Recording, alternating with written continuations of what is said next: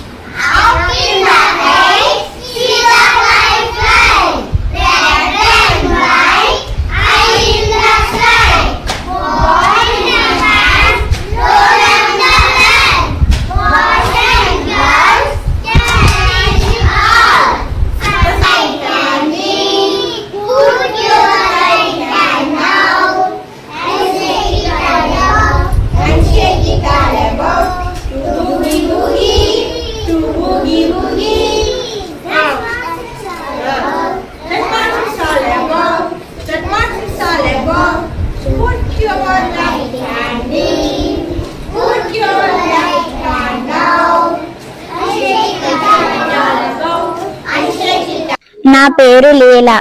అనకాపల్లి జిల్లా రాయవరం మండలం, మాది కోనవానిపాలెం. నేను 4th క్లాస్ చదువుకుంటున్నాను. మాకు సరైన స్కూల్ బిల్డింగ్ లేదు. మేము చాలా ఇబ్బందులు పడుతున్నాము. దయచేసి Lokesh sir, Pawan Kalyan sir, Anitha madam మీరందరూ స్కూల్ బిల్డింగ్ గురించి పట్టించుకొని పూర్తి చేయగలరని ఎంపీపీఎస్ కు.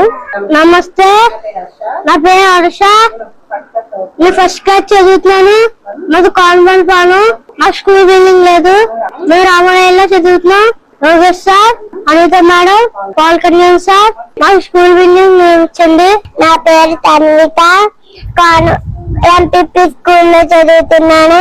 నా Konavanipalem. Lokesh sir, Anitha madam, Pawan Kalyan sir మాకు స్కూల్ కట్టించండి. మేము రామాయణంలో చదువుకున్నాం. మాకు బేగ్ కట్టించండి. మేము ఇంకా బాగా చదువుకుంటాం. మా పేరు గొర్రెల లావతల్లి. మా అనకాపల్లి జిల్లా రాయవరం మండలం, కోనవానిపల్లెం గ్రామం. మా పిల్లలు ఎంపీపీఎస్ స్కూల్లో చదువుతున్నారు. మా స్కూల్ బిల్డింగ్ మధ్యలో ఆగిపోవడం వల్ల రామాలయంలో స్కూల్ చెప్తున్నారు. స్కూల్ బాగా చెప్తున్నారు కానీ స్కూల్ లేక ఇబ్బంది పడుతున్నారు.